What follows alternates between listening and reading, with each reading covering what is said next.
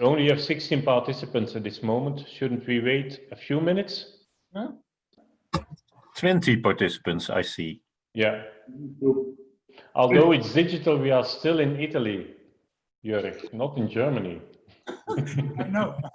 I was really surprised. We had in the afternoon session 66 participants. It was quite good. Yeah, It looks like a lot of people are joining now. It's up to 27, 8. Yeah, still people are calling in. Mm-hmm. It's like the amount of COVID. It's still growing. Unfortunately, or fortunately, for the conference, fortunately. Yes. So what with 40 we start. Then we close the session.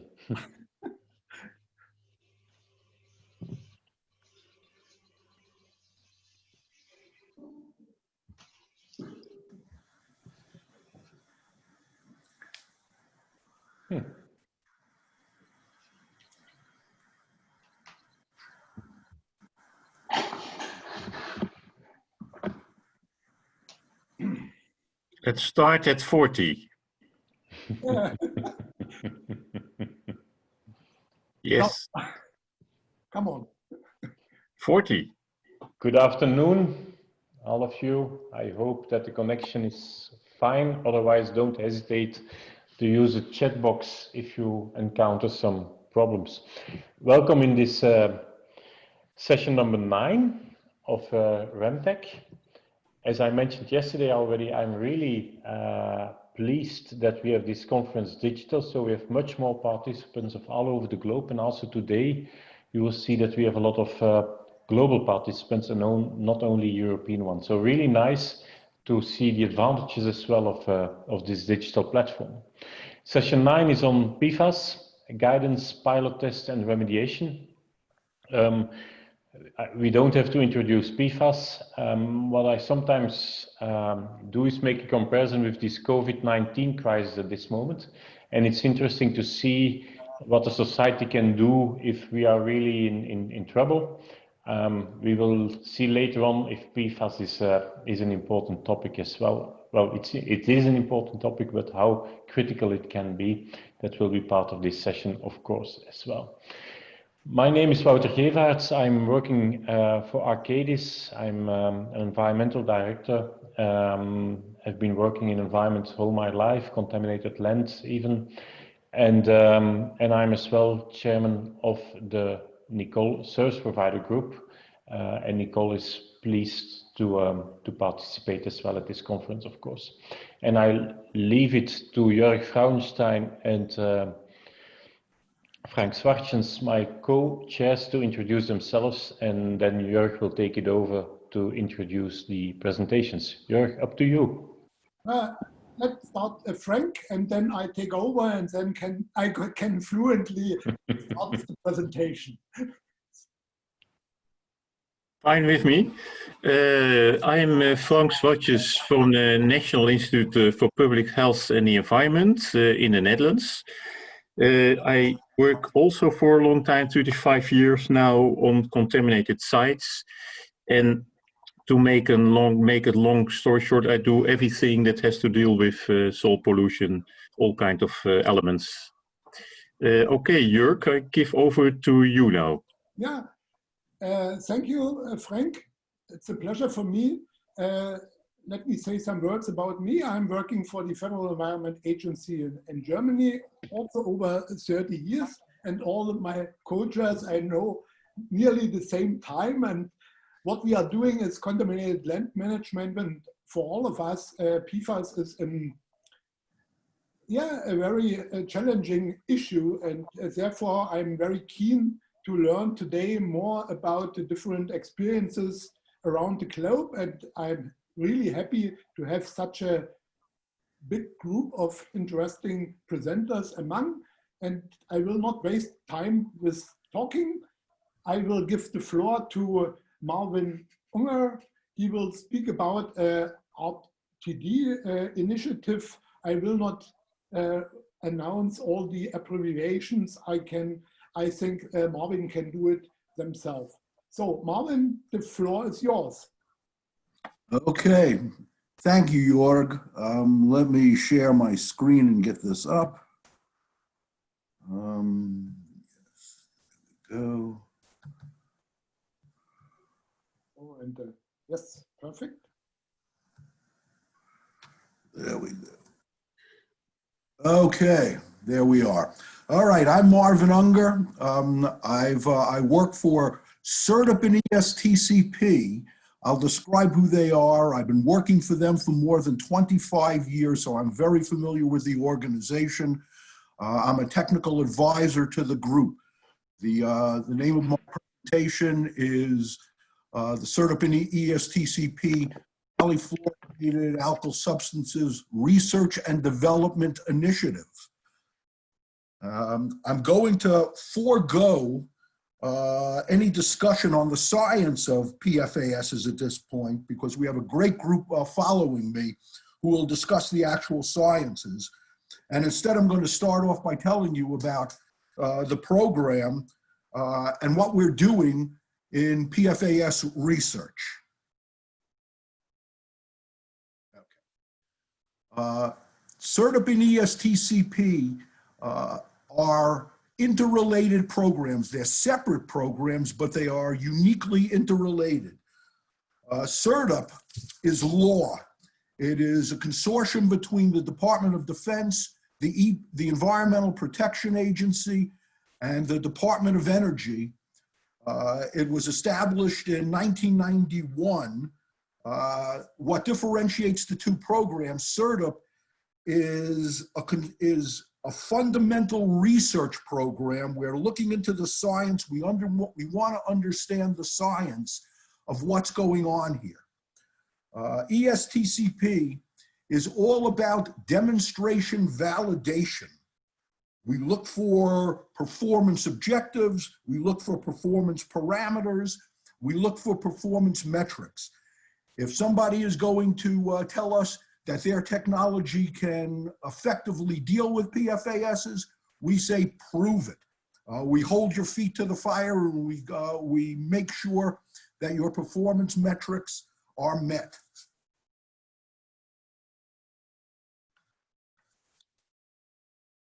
There are 5 major areas to CERTUP ESTCP. Let me just say that the one at the top, installation of water, is ESTCP only. By the way, ESTCP, the Environmental Security Technology Certification Program. For our PFAS work, there are really 2 programs that are working here in conjunction with one another. One is the Environmental Restoration Program. The other one is called Open Systems and Platforms. Don't let that scare you or anything. Essentially, that program is all involved with pollution prevention.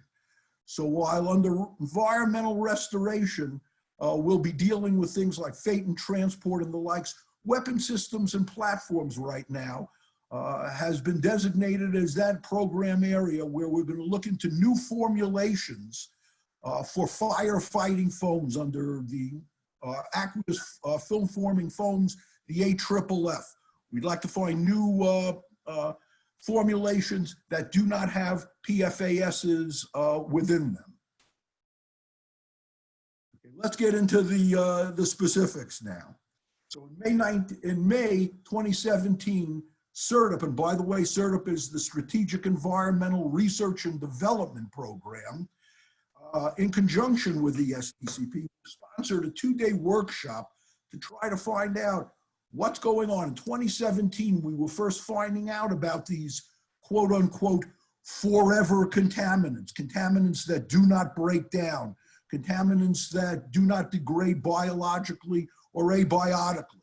So we were reviewing the current state of science, and we were trying to evaluate the current and potential characterization and remediation technologies. From there, we figured we'd prioritize the research, the demonstration opportunities that can improve remediation performance. And ultimately, the bottom line is, how do we reduce the costs and still keep things safe? From these findings, we developed a workshop report. And following that, 28 research, demonstration, and technology transfer needs were identified.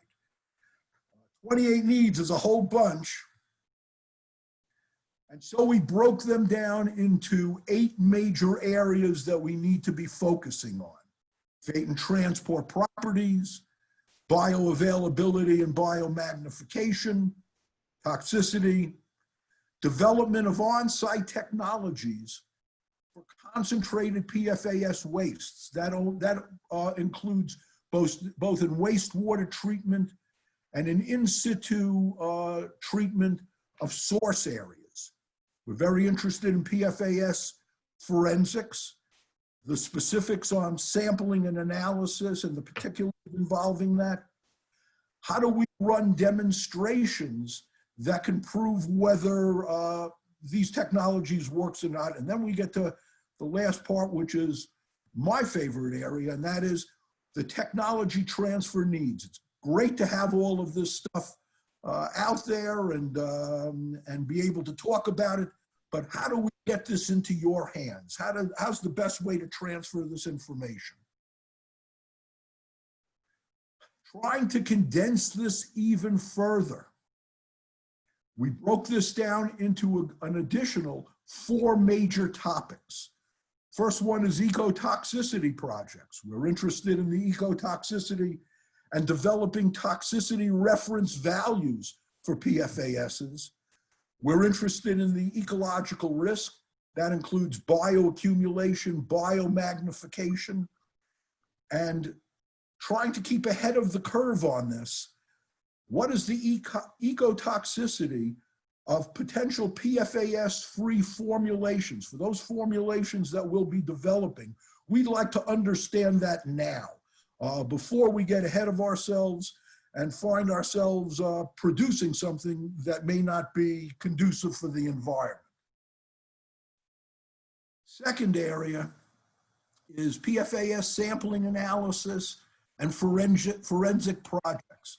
We have projects in sampling analysis and characterization. That is, with all of the daughter products, with all of the compounds that come from PFASs, the whatever breakdown and degradation products they may be, we want to make sure that our analysis and our sampling is tailored to those specific compounds, and that the analysis is representative of what's going on out there. We're interested, we know how expensive sampling and analysis can be, so we've funded projects for passive sampling. We're interested in forensic approaches. We've done a whole bunch of work on compound-specific isotopic analysis. We'd like to apply that, those types of thoughts to this type of science. And obviously, leaching and mobility, we want to prevent these compounds, the PFAS compounds, from getting into the groundwater. We're obviously interested in fate and transport, sources, source zones, and stormwater projects. Fate, transport, where do we find this? Originally, we thought we would find this only in firefighting training areas within the Department of Defense and the likes. And so we put a specific emphasis on source zone issues and recognizing these source zone issues. What are the co-contaminants associated with PFASs? And certainly stormwater. Overland runoff can bring PFASs to water bodies or other vulnerable areas. We want to find out where they are and what's going on with them. And finally, the types of treatment projects that might be out there. This includes both in situ and ex situ treatment of contaminated groundwater. As I mentioned, how do we treat PFASs and co-occurring chemicals? That includes BTEX, gasolines, LNAPLs, and the likes. There may also be heavy metals associated with this. Do they impact the treatment effectiveness that we're employing here? And we don't know that. So we'd like to focus on that. Biological processes. We're having a hard time getting any biological processes in the breakdown of PFASs, but we have excellent people that we funded in this area, and we're trying to determine whether indeed under specific conditions will they break down under biological means. When you go out into the field, you generate investigation-derived wastes, and these wastes being soil, groundwater, and the likes can be a major cost within the investigation system. Is there a way to treat these investigation-derived wastes in a manner that's cost-effective? And finally, we'd like to find out, are there other firefighting delivery systems that any new formulations can be applied to, and in a better way that both effectively treat the fire and protect the environment? Okay, now comes the fun part. This is the part that I have a good time at. So hold your horses, fasten your seatbelts, and I'll describe what's going on here, because we want to make this easy, effective, and fun for you to get all the information that you could possibly want on the research and development that's going on with PFASs. So what I've got is a bunch of screenshots here, and this should be effective in walking you through. If you go to, I have the URLs at the end of my presentation, but recognize if you go to Google and you Google CERTIP ESTCP, you'll get estcp.org. You go to this site, and if you look right in the middle under feature initiatives, the very first one there is per and polyfluoroalkyl substances. We have a separate initiative just on that. You go and you click on that specific link there, and it takes you to our per and perfluoroalkyl substances site. This is only a screenshot, so I really can't scroll down, but it gives you an overview. All the things that I have been speaking about, occurrence, fate, and transport, forensics, sampling and analysis, etc., are all described below there. We have descriptions. But the gem in this whole thing is that little chart that you see, that little illustration that you see the boxes there, and it says click here for PFAS program and project descriptions. So if you indeed click on that, you come up with this, and this is really cool. If you drag your cursor over each one of these and you take a look, you could see in 2011, we started off with in situ groundwater remediation. 2014, we continued with in situ groundwater remediation. We have, if you drag the cursor over toxicity or over mixed contaminants in groundwater, it will give you all of the projects. So here, what I've done, if you look in the to the far right, and you look at that next to that column, one over from the right, and go down 4 boxes, you will see passive sampling technologies.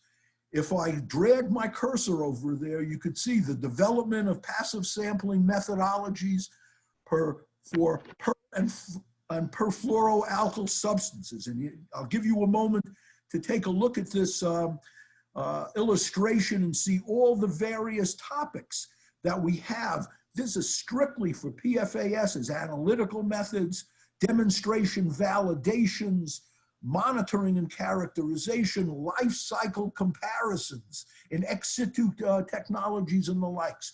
So you go to any of those boxes, click on them, it will give you all the projects that we have on there and the specifics involved in this. If I click on passive sampling methodologies, it takes me to this, to the actual methodologies, and you can go down and you can look. Again, this is just a screenshot, so I can't go into too much, but I can tell you there are 8 specific projects below this. This gives you right on top, this gives the statement of need that we use when we send out asking, we fund these projects, and we ask for you to address our statements of need for specific areas. Take a moment to look them down, range of PFASs that can be quantifiably sampled, et cetera, passive sampling methodologies. And for this, these are 8 projects that have been funded in this area.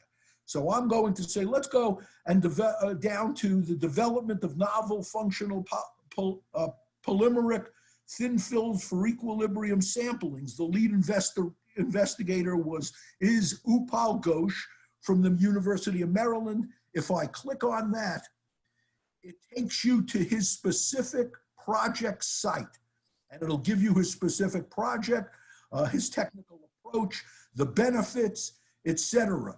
To the right, you'll see points of contact. It has his name, his phone number, his fax, his email address. If we have any reports, final reports, etc., whatever it may be, this is where it's going to be posted, and you can retrieve them at your whim. Marvin, just one minute left. And that's all I need, Jorg. Right on the money.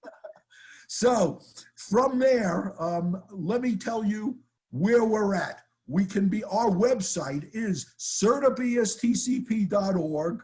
We could be found on Facebook, Twitter, LinkedIn, and YouTube. I specifically enjoy working on LinkedIn, so please don't hesitate to contact me, connect with me. That's where I was very serendipitously allowed to make contact with Marco, and from there the rest is history. And this is working out very well, so please join us, contact us.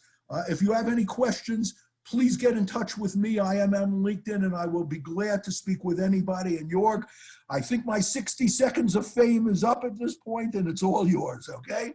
Okay, thank you, Marvin, for your lively presentation. I enjoyed it really much. For all the participants, at the moment we have 84. Great, guys. We will not allow after the presentations any questions. We have in the end of the presentation a full block where participants have the possibility to raise the question to the presenters. So again, Marvin, thank you for the nice presentation. And I would like to hand over also to another presentation from overseas. I want to hand over to Stephanie Fiorenza. She is talking about the status of a PFAS guidance from a company. But Stephanie, please introduce your topic yourself. Unmute.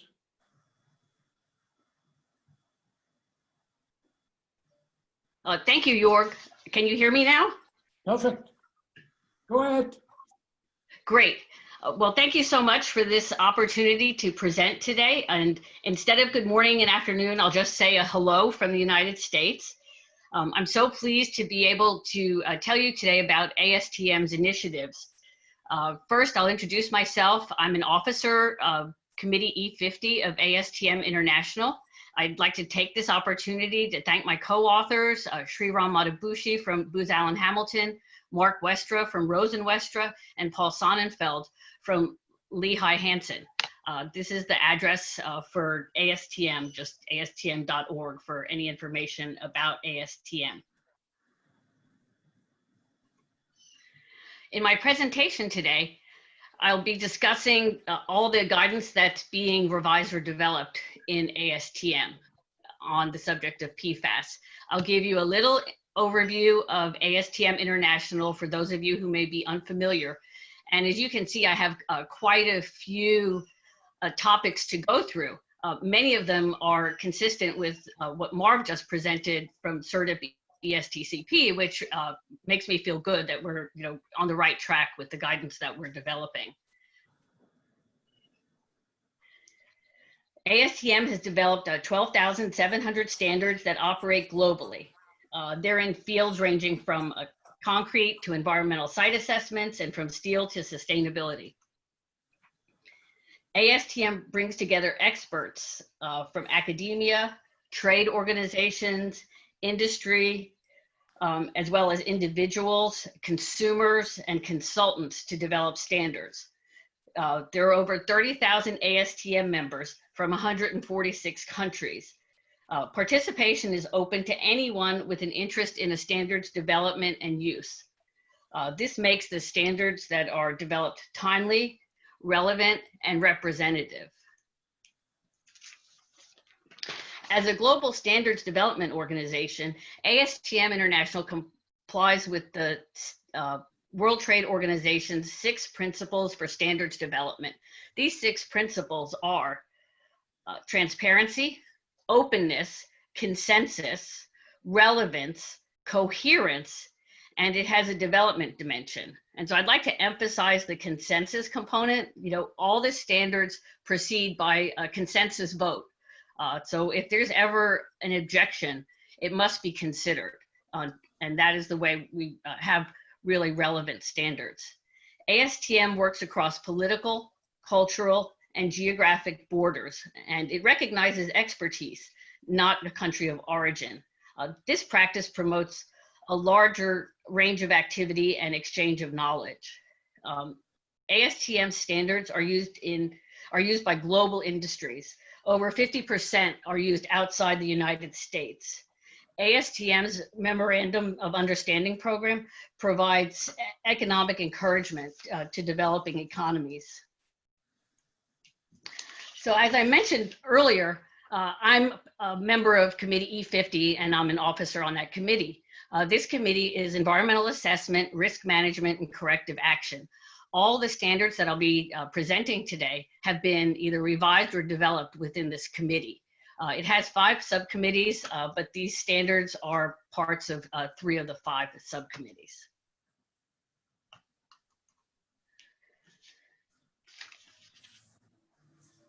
The first set of revised standards that I'll be discussing today are on environmental site assessment. The standard for commercial real estate transactions,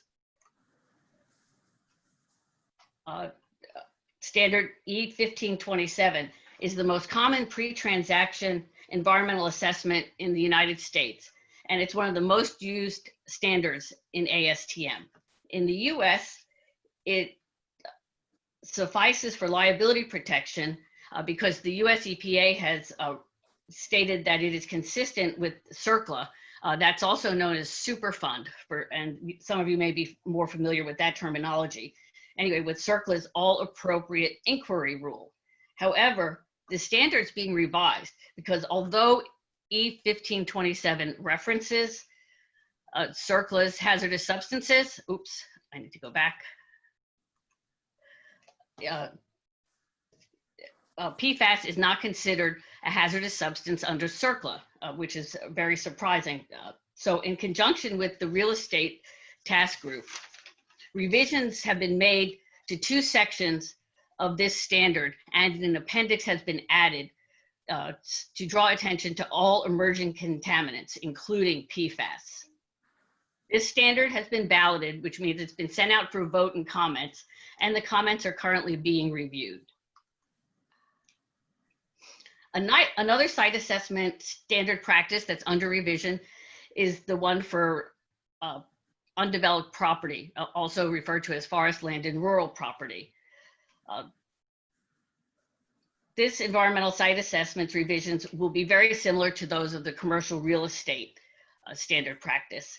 It will be completed in 1 to 2 years following the completion of the commercial real estate standard practice. The last standard practice in this group is that for the transaction screen. Now, this standard is likely to have very significant revisions to provide additional guidance on emerging contaminants, including PFAS, to users, because many of the users of this standard practice are not environmental professionals, but are actually from other endeavors, such as the legal sector or banking or real estate. The next set of standards that are being revised are those in corrective action. Some of you may know risk-based corrective action by its acronym REBECCA. So the first corrective action standard being revised is on chemical releases. It has added US and international references, as well as a new appendix with lookup tables for PFAS. The second corrective action standard, which is on the protection of ecological resources, has seen the addition of an EPA reference and a Canadian reference. Both of these corrective action guides will be balloted next month. The last existing standard that is being updated is that of the conceptual site models. It has additional references and it has figures that take into account the PFAS pathways, which are indicated by this slide, or excuse me, which are indicated by the figure on this slide. It's going to be published later this year. Next, I'll be discussing all the newly developed standard guides. The first one comes from our sampling and analysis task group. And the first standard guide is on analytical method selection. Now, this compares methods used to analyze targeted PFAS compounds, meaning these methods are published, they're out there, and you can quantify individual compounds. There are 4 published US EPA methods, 2 ASTM methods, and 2 ISO methods that are in a table, and they're compared across 20 parameters. Now, I've excised those 20 parameters and put them in these cells for the convenience of display. But this is a very comprehensive table that I think will be immensely valuable to users. This table details for each method, the method number, its publication date, the applicable media, sample preparation procedure, instrumentation used, calibration, how analytes are quantitated, whether there's quantitation of branched isomers, the reporting limit, whether modifications are permitted, and the validation status of the method. These same 8 methods are then also compared by their analyte lists. In addition, this analytical method selection guide presents considerations for the use of qualitative PFAS analyses. For example, the total oxidizable precursor assay, or TOP, total organic fluorine analysis, PIGGY, which is proton-induced gamma ray emission, which is a non-destructive method, and combustion gas analysis. This standard also discusses quantitative time of flight mass spectrometry for identification of unknown PFAS. It closes with a discussion of research developments in analytical methodologies. Also under development in this task group is a standard guide for data evaluation. It provides information and guidance on project planning. It has considerations for data quality assessment and data usability. These sections have international and US information. Then there are sections on data evaluation and validation, and along with the validation section are checklists, at least one of which is consistent with US DoD's QSM.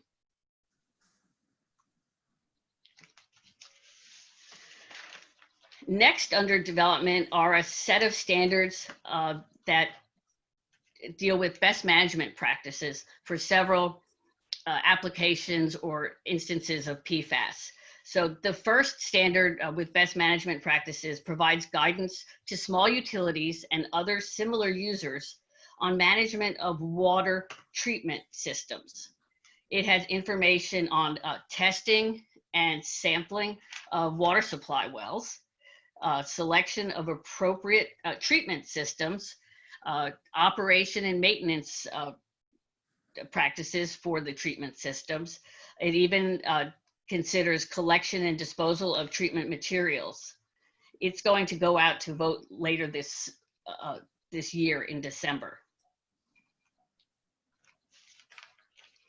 Another standard guide for management of discharges containing PFAS has best management practices. It considers several sources such as wastewater, effluent, and stormwater. It considers small-scale treatment and large-scale treatment, or excuse me, small-scale and large-scale management. It can also has sections for compliance with requirements, and then also what to do in a situation where there may not be any regulations. This guide also considers potential impacts to wastewater treatment plants and community resources, as well as cost implications.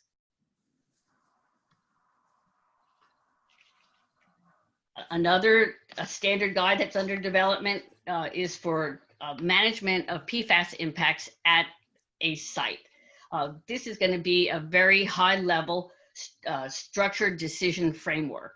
It will have lookup tables with properties of PFAS compounds that are commonly found, and these tables will be regularly updated with the peer-reviewed literature. It's anticipated that this standard will be validated in 2021. The last new guide that's being developed currently has to do with the management of investigation-derived waste.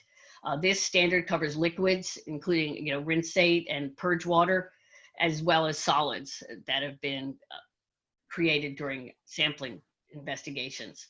US EPA is involved with the development of this standard guide, and completion is expected next year.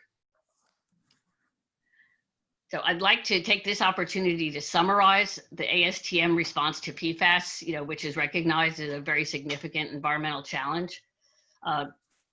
Committee E50's response has been multifaceted and quite timely, and it consists of revising existing standards as well as developing new ones. You can see from the breadth of standards I've presented, which include environmental site assessments, Rebecca, to development of new standards for selection of analytical methods and management of PFAS wastes, both in waste streams and at sites, that ASTM is very interested in working in this developing area. And I'm hoping that some of you out there are also interested in some of these topic areas, or you may have ideas for new standards that need to be developed. Sure, I know this is not comprehensive, but we feel like this is a very complete start in our initiative on PFAS. And with that, I'd like to thank you for your attention.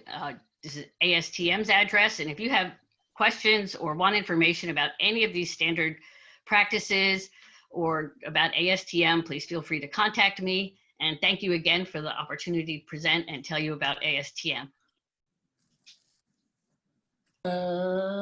Thank you, Sophia, for the perfect timekeeping. It was an excellent presentation, a lot of information. I guess at the moment, over 90 people participating in the session. I guess for many of them, a lot of new information.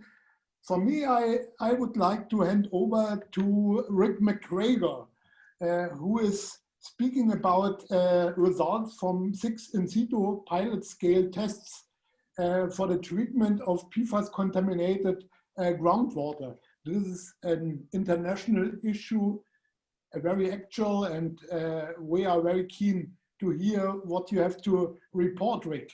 The floor is yours. Okay, thank you. Everybody hear me? Yeah, I'm just trying to share my screen here. It says it's disabled by the host. There you go. No, you should do it yourself. Yeah, I'm trying to, and it's not letting me.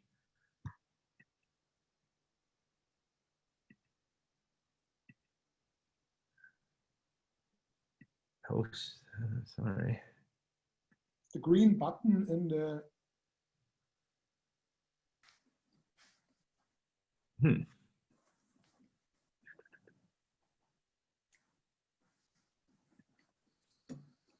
Yeah, it's not letting me share my screen for some reason. So.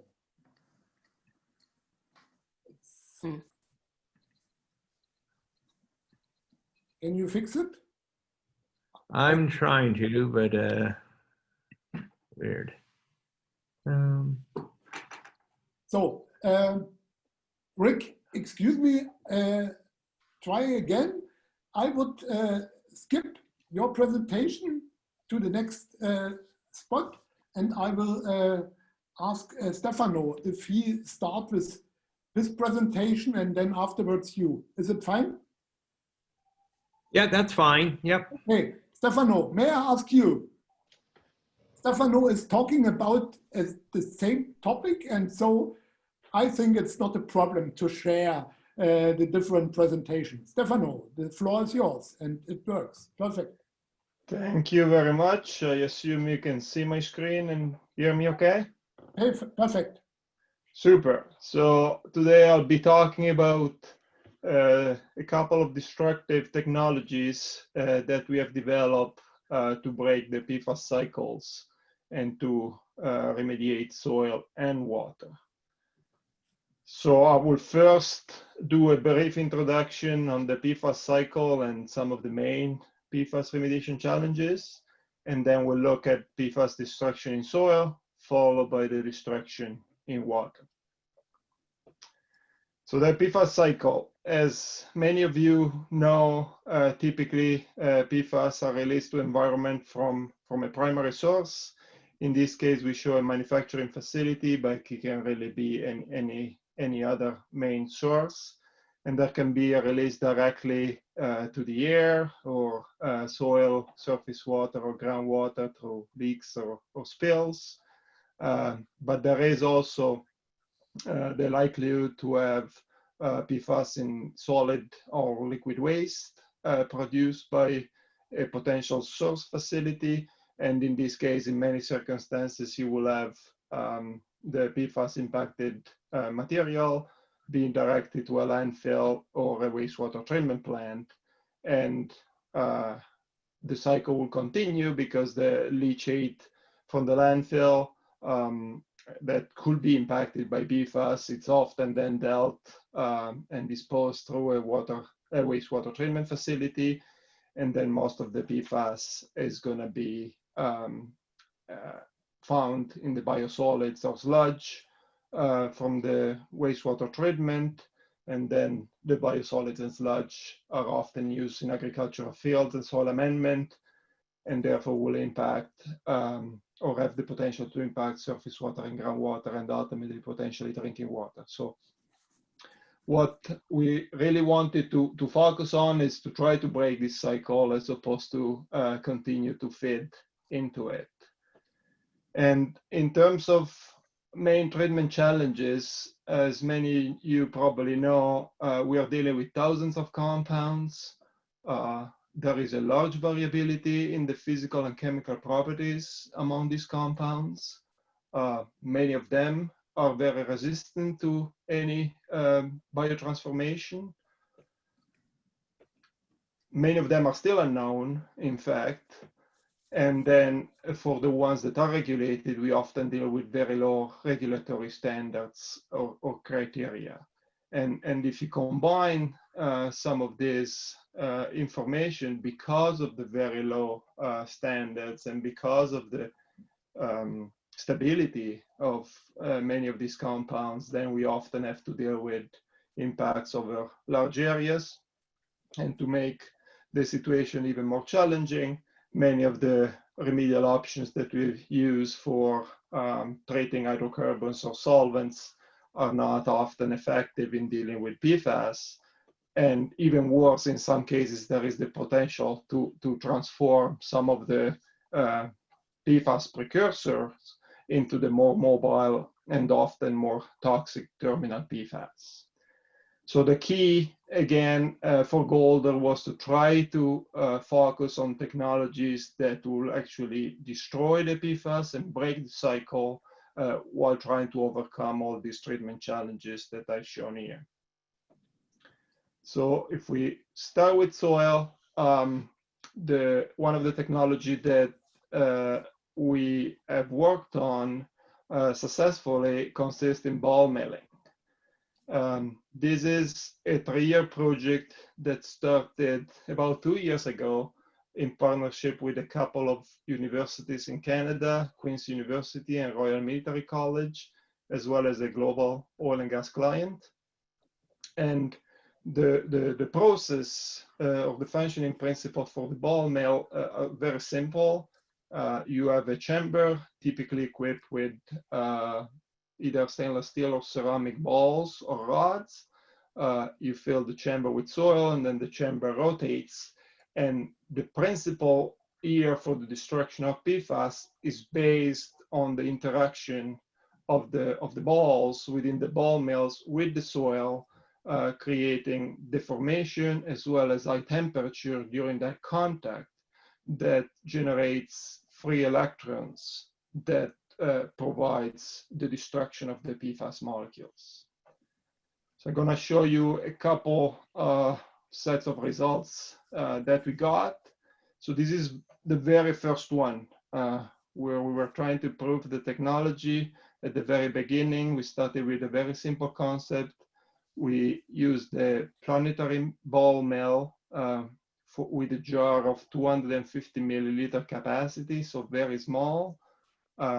We put 40 grams of sand that was spiked with PFOS and PFOA at about 5 ppm. And then in these plots, you'll see the results of this first test. The plot on the right is under dry conditions, so it's dry sand, and the plot on the left, and the plot on the right is fully saturated sand.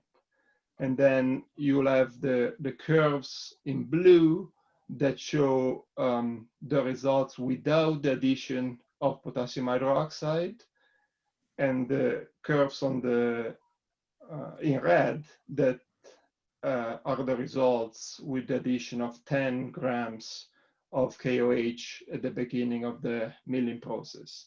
And potassium hydroxide is a typical co-milling agent, and what it does, it provides hydroxy radical that facilitate the breakdown of the molecules. So as the plots show, in this case, under dry condition, we saw very, very favorable results with 98 to 99% reduction of PFOS and PFOA without even the use of the co-milling agent. And then under saturated treatment conditions, we still saw very good results in case of the use of the KOH, and a little bit less destruction without the KOH.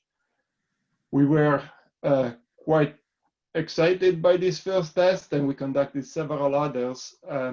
Just for the interest of time, I'm going to show just a summary of 3 ones that were done where we upscaled the system from the planetary mill to a long roll ball mill. So we moved from a 250 milliliter jar to a 25 liter jar, and in this case using site soil impacted with PFAS. And all the charts in this case just show the concentration of PFOS, because it was the most recalcitrant compound that we found, and received and obtained fairly good destruction levels in various conditions with and without the presence of the commiling agent. The big point is that the majority of the PFOS destruction actually occur within the first 10 minutes of treatment, and this is key in order to make the technology very simple to apply and cost effective. And the other positive aspects is that all the other PFAS that were tested beyond the PFOS were actually reduced below the detection limit. So that's why the plots only show the PFOS results. So with this test that I shown and some other that we have conducted, but I don't have the time to show today, we have been successful in achieving PFAS destruction in soil. We have been measuring fluoride, and so that documented the production of fluoride. So we're confident there has been full breakdown of the PFAS. We didn't see formation of short chain PFAS during the process. And currently, we are optimizing the operational parameters to perfect the reaction mechanism and treatment levels.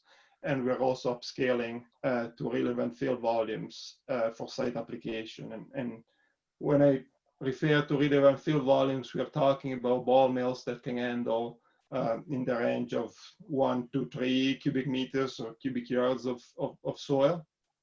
And if these results are sustained or confirmed with the larger equipment, we are hopeful that this can become one of the first sustainable solutions for the complete breakdown of PFAS in soil. It's fairly easy to implement, as you can probably can already tell. You will have to excavate the soil, potentially screen it for removal of large rocks or debris. Then you can have the ball mill directly at the site, mounted on a truck. In some cases, you may have to amend the soil with the commiling agent. But then the treatment process will start, and a few minutes later, you'll be able to remove the soil, buffering the pH potentially if you had to deal with if you had to add the commiling agent, and subsequently you can directly use that soil to backfill the excavation and complete site restoration. So that's for soil. Now, with the same focus on PFAS destruction, I'm going to talk about water treatment, and our technology in this case is based on electrooxidation. The principles of electrooxidations are very simple. There is a voltage that is applied between a anode and a cathode to generate an electrical current, and PO, electrooxidation, has 3 processes occurring at the anode, while the cathode mainly produces hydrogen.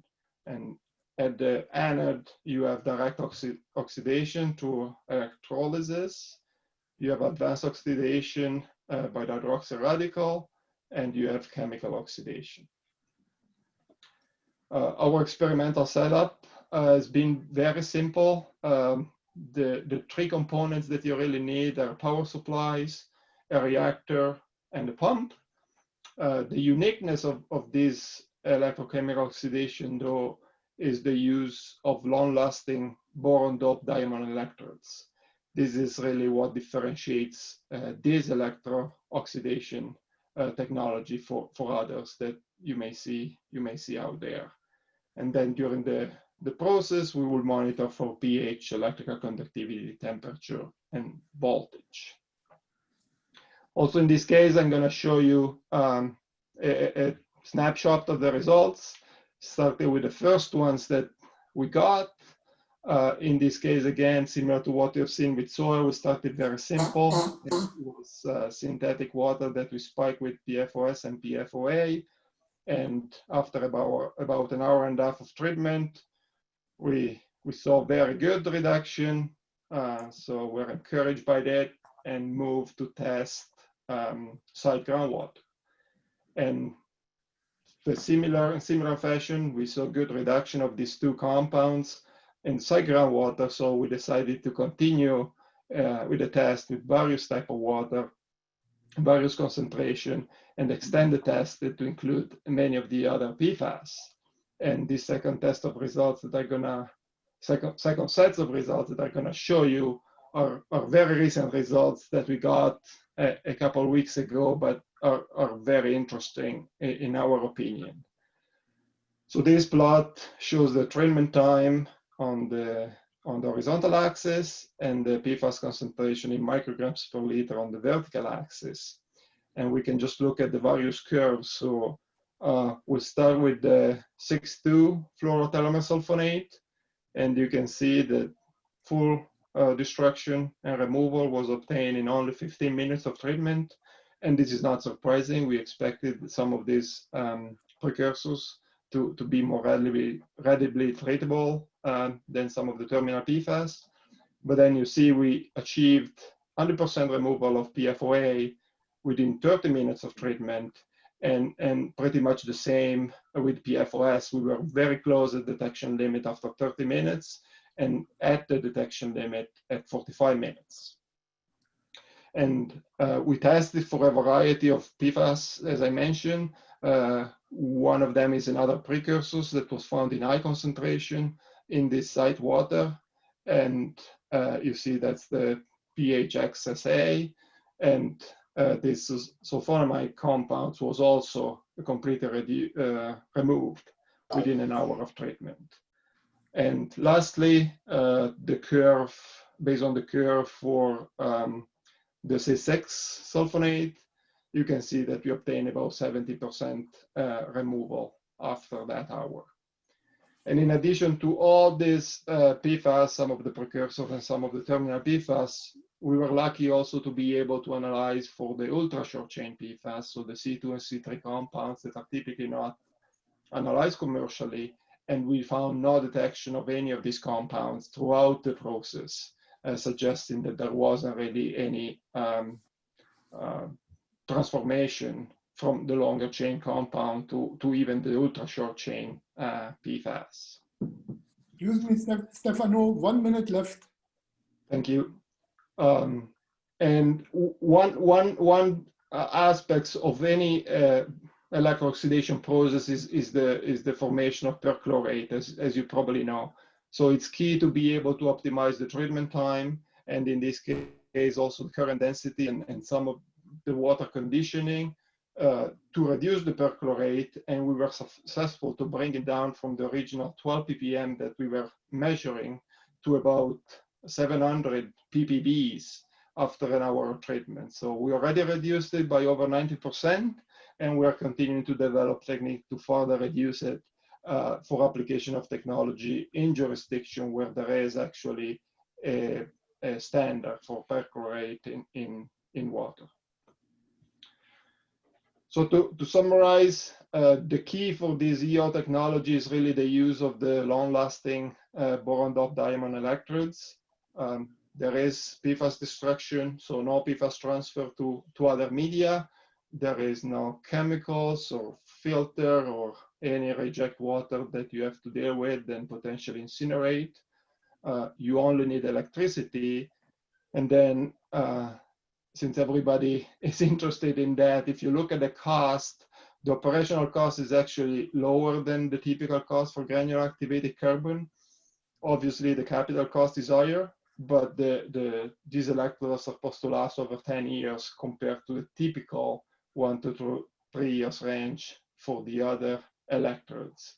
So overall, for most applications, the total cost is actually lower than GAC and achieves much greater sustainability. So I'm fortunate for this conference, actually the first one we were waiting with this last set of results that I show, and based on those, we are ready for site applications. So that's quite exciting for us.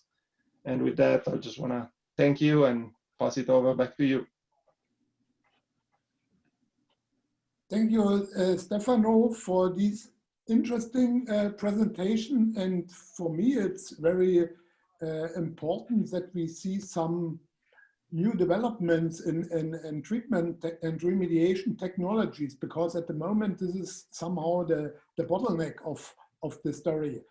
During the time we received a couple of questions. Again, we will answer this question in the end, and I asked Frank to check out in the chat the existing questions. So I will try again with Rick. Rick, second chance. Oh, now it works perfect. Rick, please come forward with your presentation. Thank you. Thank you, and sorry about that technical difficulties. I'm a hydrogeologist, so these things confuse me. Anyway, today we're going to talk about, this is kind of the second study we've been involved in about the in situ application of various reagents to treat PFAS impacted groundwater. The first study was done about 4 years ago now, and that was done at a site in Canada, and it was being published in a couple papers. I don't have time to go into it, but if somebody's interested in that, that's fine. That study is now almost 5 years old, and to date, all the PFAS compounds have stayed non-detected in it. That study was done using colloidal activated carbon. So based on that study, we decided to move on to a bigger study, I guess, where we looked at 6 different reagents that we could inject into the ground. So I'll do a very quick review of PFAS remediation. Some of the earlier speakers talked about it. Basically, most of the methods right now are ex situ based. That means that the groundwater, for this is groundwater, is brought to the surface and treated. And generally it's treated using pump and treat technologies, and the water itself is treated with granular activated carbon, sometimes ion exchange resin. And the problems with those are they tend to be effective, but you are creating a concentrated waste that needs disposal. The other thing is the plumes with PFAS tend to be very big, and therefore the approach right now seems to be what we call point of use. So if a household's pumping that water or a facility's pumping that water, the treatment's put on that at that point. It's not put on at the source or somewhere between the source where the plume can be managed. There's lots of new technologies being developed, and we heard earlier some of the excellent work being done, the SITREP program, where they're looking at different technologies. Some of the more promising ones are thermal, plasma are a couple of the big ones right now. But lots of work's being done on it, but nothing's really ready for wide scale application. So I'll get right into the study site we did here. This site was done in Canada at a very unique location, and I'll get into why that was. It was basically a bulk fuel facility where they use firefighting foam to suppress any potential fire. So they do training once or twice a year where they spray foam in certain areas just as a training exercise. You know, at the time they thought this is great, but of course, as we've discovered, there is issues with this. So most of the studies for in situ treatment right now have been limited to laboratory tests, and they really come down to 4 major categories: sorptubes, which are activated carbon, biochar, ion exchange resin. Those are by far the most promising, the most used right now for treatment above ground. Then there's been a fair bit of work done with oxidants, and the most promising is probably a persulfate oxidant, whether it's activated or unactivated. The results have been very hit or miss with that. And then there's hydrogen peroxide, which results haven't been too great. There's other oxides, oxidants out there that have been used as well. Reductants, there's been some work with zeolite iron and bimetals that has showed some promise. And then there's thermal. One of the technologies I'm familiar with that has shown very good is what they call the STAR technology, basically invented here in Canada, but it's been used for things like coal tar, free product coal tar, very high concentration organics. It's a smoldering technology, but they did some preliminary work with PFAS, impacted soil and groundwater, and it showed very promising results. This study here was, we wanted to look at 6 different reagents, and we wanted to look at the treatment over time, both short-term and mid-term. We're still doing long-term right now. We wanted to look at, more importantly, for anybody who's did in situ work, is when we inject these reagents, do they actually get distributed properly? And by properly, I mean relatively homogeneously. nothing's going to ever be homogeneous in the subsurface, but you ideally want this reagent spread throughout the aquifer that you're treating. If you don't, then you're going to get fairly poor results.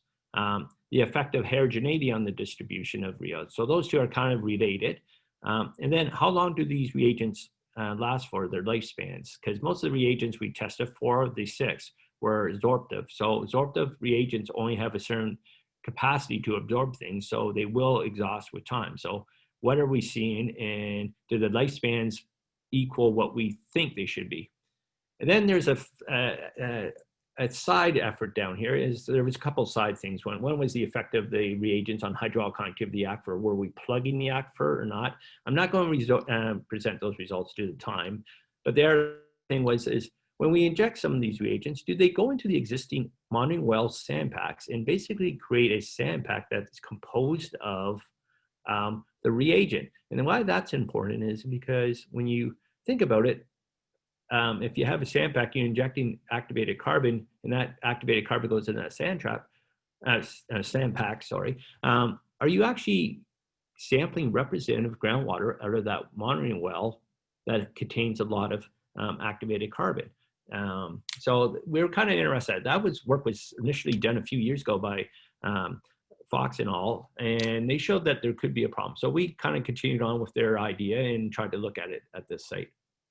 So the facility itself was a large petroleum hydrocarbon facility that we sort of talked about. We were dealing with a BTEX plume, so a benzene, toluene, ethylbenzene, xylene plume, and there's a concentration about 680 micrograms per liter. And then we had gasoline range up to about 3,500. So not a highly concentrated plume, but nothing that was close to regulatory limits either. So associated with this plume was the PFAS. So we analyzed 22 PFAS compounds. We detected 6, and I won't go through the alphabet here, but you can see the concentrations. Some of the later associated ones, the PFBA and the PFPEA, had fairly high concentrations, as well as you see the air ones.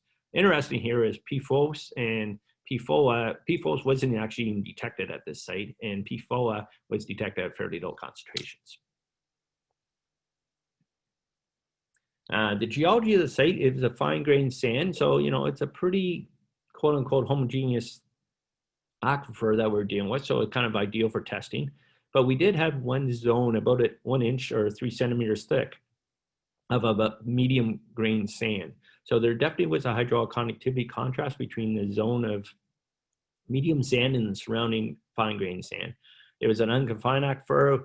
The water table was about 17 feet below surface, so about 5 meters below surface. The mean hydraulic conductivity was 5 times 10 to the minus 5 meters per second, so a fairly good high hydraulic conductivity, and with the groundwater velocity about 200 feet per year, that'd be about 60 to 70 meters per year. The overall geochemistry of the plume was an iron sulfate reducing, which you would expect in a petroleum hydrocarbon situation. So we did 6 what we call permeoreactive barriers or zones, and they were all basically put right beside each other. They're very, you can see a little schematic here on the right side of your screen where they were highly instrumented. So we had a monitoring well, MW1, that was situated up gradient. So it would be quote unquote the influent coming into the barrier. We had MW2 monitoring well, which was right in the middle of the barrier. Then we had MW3, which was down gradient of the barrier. As well, within the barrier, we had what we call CMTs, and that's a channel multi-level monitor that has your 3 or 7 really small, about 15 centimeter thick screens, so that we could really do detailed monitoring vertically, as well as assess the mass flux through the PRZ or PRB. We also collected a bunch of cores to look at the distribution of the reagents that we injected. So we took these cores about 24 hours after the injection. And then we also did other things like aquifer testing before and after to look at, did we actually plug the aquifer, or did everything, or did it actually increase the hydraulic conductivity aquifer? So we wanted to look at those things. So on your left here, you'll see the 6 reagents that we injected: colloidal activated carbon, which is a 1 to 2 micron carbon, powdered activated carbon, which is about a 50 to 75 micron diameter, and then biochar, and then ion exchange resin, and then the two oxidants, the sodium persulfate unactivated and hydrogen peroxide. The reason we injected unactivated persulfate here was the natural temperature of the groundwater due to other industrial activities was about 20 to 25 degrees Celsius. So it was a fairly hot groundwater, for at least for Canada anyway. So we knew from previous studies that we could actually get activation of the persulfate just by the residue heat within the aquifer. So that's why we did not activate it on a classic sense. We injected the reagents using direct push technology on a 5 foot or a 1.5 meter spacing, and we injected multiple vertical intervals to try to maximize the distribution of the aquifer, the reagents. So we did a bunch of monitoring, which I've gone through. We monitored the classic organic and inorganics along with the PFAS, and you see we did 6 monitoring events here, basically 2 before the injection, 1 at 3 months, 1 at 6 months, 1 at 9 months, 1 at 1 year, and 1 at 1.5 years. So we got up to 1.5 year, 18 months worth of data. We also collected a lot of cores to look at the distribution of the reagents. And we did the, as I said earlier, looked at the hydraulic conductivity of the aquifer before and after injection to look at did we actually create preferential pathways with the injection. So each cell was about 40 square meters, and I said it contained 8 injection points. Direct push, we did vertical intervals on about a 60 centimeter interval vertically. All the reagents were injected at 10 weight% to try to minimize variation. Some of the reagents typically are injected higher, some are sometimes lower, but we kept that same at 10 weight%. The pressures we had to vary because the powdered activated carbon, the biochar, and the ion exchange resin are larger grain molecules, and therefore you just can't inject them. You basically have to hydrofrac the aquifer to get them in. So we were seeing pressures at the minimum 185, usually around 250 psi was needed to inject those. The soluble components, the colloidal activated carbon and the oxidants, were able to inject at less than 35 psi. Excuse me, Rick, you are running in time problems. I give you 2 minutes more. Oh, okay, sorry. So we'll go quickly through the results. Basically, you can just look at the right side of the aquifer screens here, and you see these are depth versus depth from 5 meters, 8.5 meters, and these are before, looking at 3 cores taken in within each thing. So this colloidal activated carbon, you're seeing that you had nice uniform distribution at 5.5 to 7 was our target injection depth, and that's exactly where you're seeing the reagents being distributed. That coarse seam there, the hatched area is the high conductivity sand seam. So you've seen it with colloidal activated carbon, we see no difference with that seam. However, with the powdered activated carbon, you see almost all the powdered activated carbon went into that sand seam. Similar results were seen for the biochar, as well as the, I won't show up, but the ion exchange resin. The results of the injections, basically for the colloidal activated, were very boring. We were going in at, right now I'm just showing PFOA and the other ones, we're all going in at those high concentrations at day 0. And after, from 3 months onwards, they've been all below detection limit for 1.5 years. So we haven't detected any of the PFOS compounds after 1.5 years. Powdered activated carbon, we originally seen good results after 3 months, and then we started seeing breakthrough of various PFOS compounds, specifically the carbon 5, carbon 6 PFOS compounds, which absorbed the least of the PFOS. And so it's kind of expected, but we weren't really expecting this quick of breakthrough. Same for the biochar, we've seen it break through relatively quickly after 3 months of most of the compounds. Hydrogen peroxide and persulfate, we see no treatment whatsoever. And in some cases, we actually seen a slight increase in that. So that might be something to do with oxidation of precursors, which has been shown to happen before. This is the ion exchange resin. So for breakthroughs, we've seen breakthroughs in all the reagents that were used except for the colloidal activated carbon. So really, after about 90 days, we've seen breakthrough for all the reagents. The bottom quote unquote equation there shows you the breakthrough, how fast they happen. So hydrogen peroxide and persulfate had no treatment whatsoever. Biochar had some treatment, but it broke through relative to non-exchange than the 2 carbons, with the colloidal activated carbon being the best treatment. This just gives you some of the treatment after 1 year. And you can see here, anything above the graph is great. This is for the various things, for the various 3 compounds at different carbon lengths, so different amounts of carbon here. So generally speaking, the shorter chain the PFAS compound, the less treatment it experienced, which makes sense. The effect of sandpacks. This is something, if you try and do this in field, you need to consider, because this is about 3rd study that's showing this. Basically what it shows is the coarser grain materials, so the powdered activated carbon, the ion exchange resin, the biochar, did accumulate within the sandpack, and therefore preferentially accumulated in the sandpack.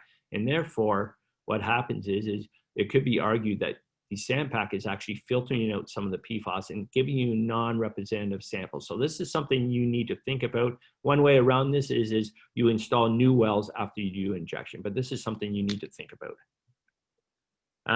And then this is kind of a summary. So there was an effect of the well screen, but the colloidal activated carbon, we did not see effect. Actually, we've seen less preferential accumulation in the sandpack compared to the pack and the biochar. And if anybody's really interested, this study's been published now about, it's been out about 6 months. You can get it in the journal Remediation. If not, give me an email and we'll gladly arrange a copy for you.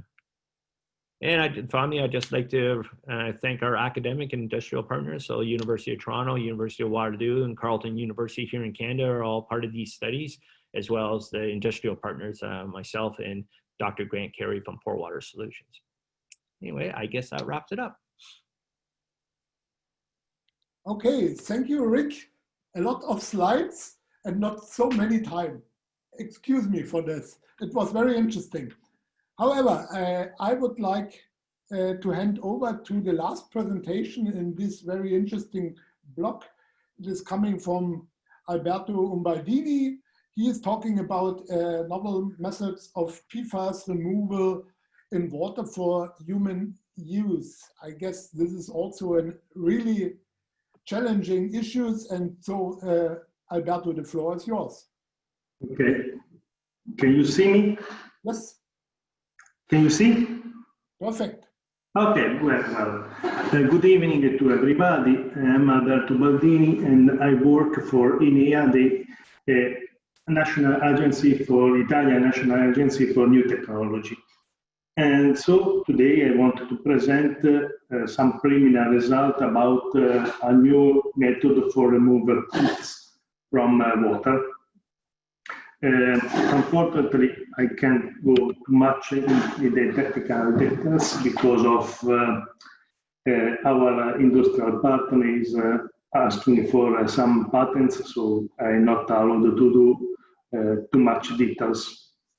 However, everybody knows what is a PFAS. They are organic chemical substances formed by long chain of carbon fluorine bonds with hydrophilic group acid. They are compounds formed by inorganic synthesis, and they are very common. They are the most common groups, the most common molecules are those one. But actually there are many others that are very common even in the water. These molecules are important because they have good chemical and thermal stability. So they have uses since few years ago because of the thermal stability, surfactant properties.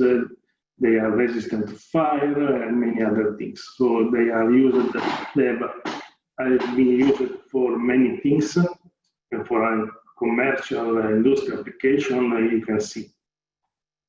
And they can be found easily in many objects of common use. The problem is they are not inert molecules as they were considered at the beginning. Actually, there are a lot of problems and these molecules can be accumulated. They are considered responsible for many human problems and for elevated neonatal mortality. So many countries are now doing some limitation for the use, and the limit in the water for the human use are very, very high. In Italy, the situation is serious in many important rivers, and the River Po is considered one of probably the most polluted river in Europe. It should be considered that in Italy that is the most industrialized part of many factories are there. Most of these products arrive in the water, and then this water are used for agriculture and human civil uses. In particular, the highest concentration of these molecules are found in Veneto, in this area, between Padua, Verona, and Vicenza, where until a few years ago the situation was really serious. So there are need of having effective technology for remove these molecules from the water. And normally the most common or the most used technology are these you can see here: activated carbon, ion exchange treatment, or high pressure membranes. All these technologies are not so effective, and they have problems because most of them requires long treatment. They are very expensive in generally speaking, and they produce waste that must be treated after some years as a special waste. So the possibility of using something different could be very important. And now I'm talking about, I want to present a new method. Sorry. A new method, the electron beam method. The idea is to use some electrons for doing some effect. Normally they are used for modifying the chemical physical property of material, for surface treatments, for sanification, for sterilization of food, and so on. And actually, in this technology is already used for other kind of pollutants in water, because there are already some plants around the world that are effective in this. The idea is to use high energy electrons, induce in the water the formation of very high reactive ions, or some chemical active species, such ions, radicals, and so on. These species are very aggressive, and they are able to degrade many molecules, many organic molecules. It should be considered that these molecules are more effective than typical oxidizing compounds such as ozone, peroxide, chloride. The idea here is some interaction between the electron beam and the water in a short time, from microseconds or less. There are formation of many active species. These then can act in a manner similar to the classical chemical process, but should consider that the density is much higher, and they can have a much bigger effect. One point should be considered that these active species form almost instantaneously, and they can react almost instantaneously. And then when the beam is stopped, they stop to exist and don't form other polluting molecules. So, as I already said, that this technology used for is already used for other harmful organic molecules in the water, at least as a preliminary step.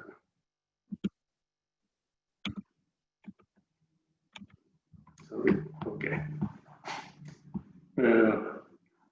So it should imagine that we should have a device that produces electrons, and these electrons are then accelerated, and the parameter must be they must have the right parameters.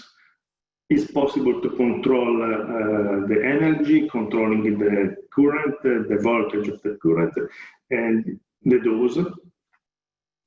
These make the possibility of having electrons that are able to penetrate in a few centimeters of water just using few MeV of energy. Then you can imagine to have different interaction between the liquid and these electrons. So you can see, for example, some schematic, some sketch of the possibility of doing this. For example, using a fail or making from the top and some bubbling water, or in the aerosol phase. Yeah, sorry. So now we are talking about our industrial partner, the Tintas CPA, that is an important, small but very good company in the Veneto area of Italy. They have a short history, but quite interesting, and they are a good reality in the control of pollutants in the water. You see, they are in the Veneto area near Vicenza.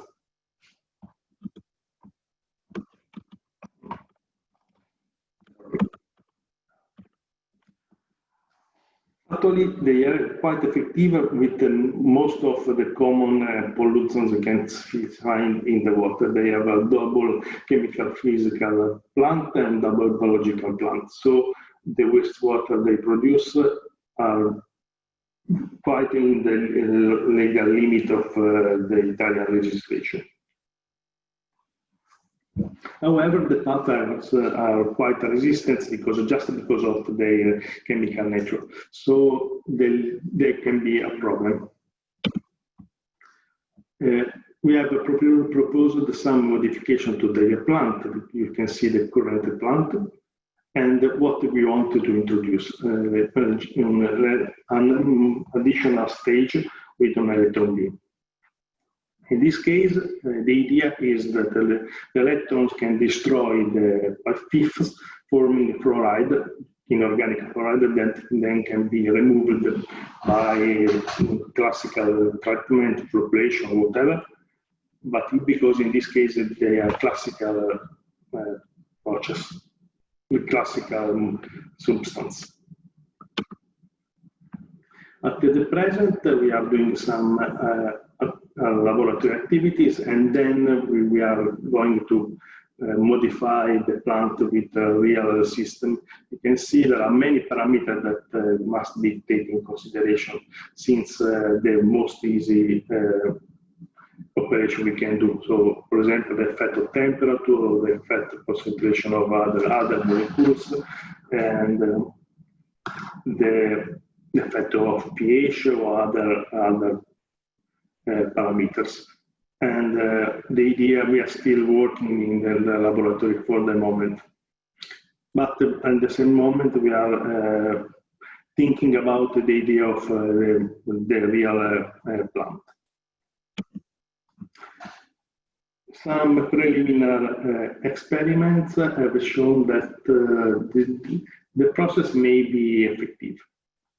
We already started with the solution with system with the concentration of the PFOS was higher than typically is observed in the system, and we observed the formation of inorganic fluoride. then they can be removed with the classical technologies. And in the same moment, by some simulation, we have determined that it is possible to have a real penetration of the electron in a few centimeters of water. So this. Yeah, Alberto, just 1 minute left. Yeah, we're practically finished. Thanks. And this makes it clear that it's possible to prepare a real plant for real samples. Sorry. Conclusion. In Italy, we have this problem with these molecules in many waters and many rivers. So the legislation is becoming very important. The problem is that the traditional technologies for removing these molecules from the water are not so particularly effective, or they are very expensive. So we are working about a new idea for using a new technology for doing this. That then should be keep in mind that maybe it's possible to use the same technology for other kind of pollutants, both in gaseous phase or in solution. And we expect for a positive result. So I have finished. So thank you, Alberto, for a very good presentation. Unfortunately, I overlooked another presenter, and I will not forget Alessandro Monteverdi, who will give the last presentation in the block. Alessandro, excuse me, and the floor is yours.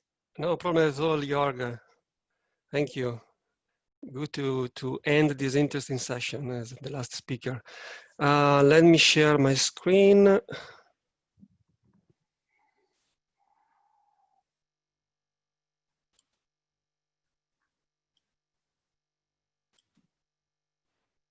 You see my screen? Perfect. Okay. We want to do a little presentation of what are the environmental forensic tools that have been utilized for PFAS assessment.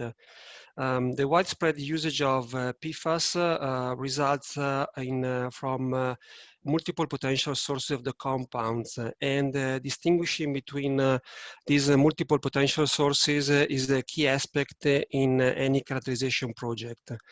The discussion topics of the presentation will be why are a brief intro on the environmental forensics and why PFAS are conducive to it. Then we'll see some case studies where these tools were applied, and a GIS tool that has been used on a nationwide scale to identify areas that could be vulnerable to PFAS impacts. Now, forensics is largely based on liability, and there are several legal aspects about it, but we are mostly focusing here on the technical aspects of it. At a contaminated site, the main question we want to answer are basically who is responsible for the contamination and what is the contaminant, or how and when this contaminant is being released. So why PFAS are conducive to forensics? As we have seen in the previous presentation, PFAS presents a wide array of compounds, and they also present diverse physical and chemical properties. Their toxicology is complex, as well as their fate and transport mechanism, and they're still not yet, let's say, consolidated sciences in a way. The chemical methods, qualitative or quantitative, are not able to discern between the multiple compounds present in the PFAS group. So the bottom line is that the chemical complexity affects the usage of these products and also their mobility in the environmental media. So it's important to note that the forensics must be approached, or any type of investigation in this case, must be approached through multiple lines of inquiry, gathering multiple lines of evidence. They are screening tools most of the time, qualitative in nature, so they are pretty inexpensive compared to others and simple to use, but it's also important to know that most of the time a conclusive assessment is not always possible. Now, forensics starts from understanding the products you are dealing with. And it's important to know that PFAS are not basically products you buy off the shelf. You don't buy PFOS or PFOA per se, but you buy products containing PFAS. And these products may also contain PFAS in different percentage and composition. So an HFFF foam to extinguish fire can have a composition and the percentage of PFAS different from product used for mist suppressing agents or for agent used in textile or clothing application. So it's important that you build a library of PFAS usage, like we did with this graph on the top right. Now, in the graph on the bottom right, instead, we see how PFAS behave in a water-soil interface, where basically we can see that the KOC value increases with the increase of the carbon chain length. So the C8 are here, and the C4 are here with the lower KOC. So basically the mobility of these compounds and their chemical and physical properties affects certainly the transport and distribution of the chemicals in the environment. Now, seeing some case studies where these tools were applied, the first one we present is relative to a dismissed industrial area, where based on a record review of the data, a chrome plating shop was identified in this area, which was the suspected source zone. It was unknown whether a mist suppressing agent, PFAS-based, was used in this chrome plating shop. There was a fire based on the records, and the HFFF foam may have been used in the past. The groundwater flow is shallow and has this direction here. And there's also a storm sewer system that collects the stormwater runoff and that discharge the water to a nearby river. Now, the investigation revealed that we had wells collecting the source area, and these wells present the dominance in the analysis of the sulfonate type of compounds, which is pretty much an indication of an HFFF use of the product. When the team investigated and sampled the downgrading area, they found this pattern, which is visible if you plot the data by using the radar diagram or the spider diagram. So you see that basically the dominance of the sulfonates are confirmed, and more or less the same pattern is seen. Then the team decided to, let's go up gradient and see if there is any contribution to the PFAS, if there is any background contribution. And by sampling these wells, they still found PFAS, but more, let's say, rich in carboxylate rather than sulfonates, and a different pattern if you plot it into this way. So they get back to the client and ask for additional data, and they found that at this area, a carpet cleaning and treating company was active in the past, and so this may have contributed to this contamination. So the other key aspect of the site is that the storm sewer system, which contains PFAS impacted water, will probably have a water treatment plant before the discharge to the river, and the cost will have to probably be split between the two owners of the site, the two contributors, because this is an off-site area and this is the actual site. When it comes to PFAS and we look at the methods, we know that there are thousands of PFAS out there, but the testing methods we have, the EPA, the ASTM, the ISO, they can only target a handful of compounds compared to the 1,000 we have. They can target 40 or 45 compounds nowadays. And mostly they are regulated PFAS, so the fully fluorinated compounds like PFOS and PFOA plus other. But there are other compounds, like for example, the polyfluorinated, which are not fully fluorinated compounds, which can be branched isomers, which can be isomers with different functional groups than the sulfonate or the carboxylic acids that are called precursors. The precursors are basically, like the name says, pre-PFAS compounds. So compounds that can transform and degrade to the fully fluorinated compound, the PFOS and PFOA. It's important to have this data in the forensics because it can give you the overall amount of PFAS that can be transformed to the regulated ones. Precursors can be estimated by using currently a non-standardized test like the TOP-SA, which basically stands for Total Oxidizable Precursors Test. Basically, it's a strong oxidation of the precursors to the PFOS or PFOA that can then be quantified. The strong oxidation conditions, however, are not found in the normal environment conditions, so it's a pretty, doesn't resemble exactly the condition you have in the environment. Another tool used, and this acronym you also have seen in the previous presentation by Stephanie, the TOP and the PIGE. PIGE is basically an instrument that stands for particle-induced gamma ray emission spectroscopy, which basically gives the overall amount of fluorine coming from any organic compound containing fluorine.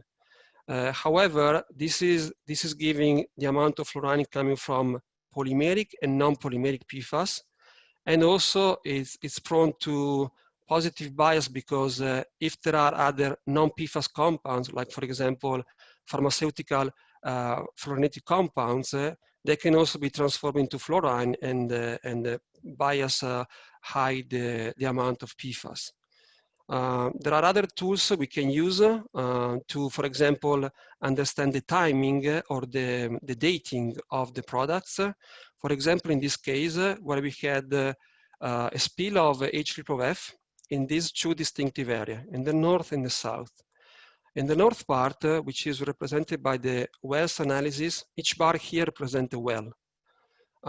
You see that in the section on the right of the bar charts, which are basically these wells in the north, there is pretty much a dominance of the sulfonated type of compounds, the PFOS, the blue, and the PFHXX, the purple. And this is an indicator also of an H3F product probably used and produced by the electrochemical fluorination process, which was basically in application until the 90s. Then from the 2003, 3M dismissed the electrochemical fluorination and started to use the fluorotelmer process. And the fluorotelmer process basically produces products that are richer in carboxylate, but particularly if we zoom the area, and this is the section in the south, you see first of all that there is a mixed pattern of the compounds. They are more mixed. But if you look at some wells, there is a dominance of the fluorotelmer sulfonate compound, the 6-2 and the 8-2. And these are a good indicator of a product produced by the fluorotelmer process. So basically, this bar chart suggests that the northern release is probably an old one, and the southern release is probably of a more recent H3F products. Now, moving from we have seen so far environmental forensic tools utilized on a site scale, but moving to a nationwide scale, Jacobs has worked as a pilot test study to develop a trial version of a risk prioritization methodology to identify and rank vulnerable areas to PFAS impacts. It was based on a GIS tool. And note that the GIS tool was the concept basically were applied to PFAS, but they can be, let's say, applied to any other compounds or group of compounds. So now, in this case, the GIS basically has used national public available data sets, like this layer of the deep groundwater, superficial groundwater, drinking water zone info, and groundwater supply protection area info. And by basically combining these maps and applying a multi-criteria analysis, which basically has a certain criteria, certain ranking and weightings, the first step was to combine this data and to get, first of all, a risk heat map for the groundwater. And this risk heat map basically gives an indication of the area that present a higher risk of impact for PFAS. Now, similarly for the groundwater, you can do the same for the surface water. And by using the spatial analysis with the GIS, you can also combine this layer with water quality data of PFAS because they were also available from the database. We had PFAS data of the groundwater, georeferenced. We had surface water, georeferenced.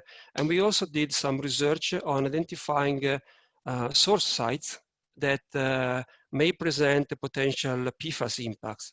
And the focus here was mostly on large installation facilities, large fire training areas, military airports, civil airports, and with some appropriate ranking, combining this data, we get a final combined assessment map, which basically ranks and prioritizes the areas that could be more vulnerable to PFAS impacts, and also locate the source sites that should be considered as potentially the one of concern.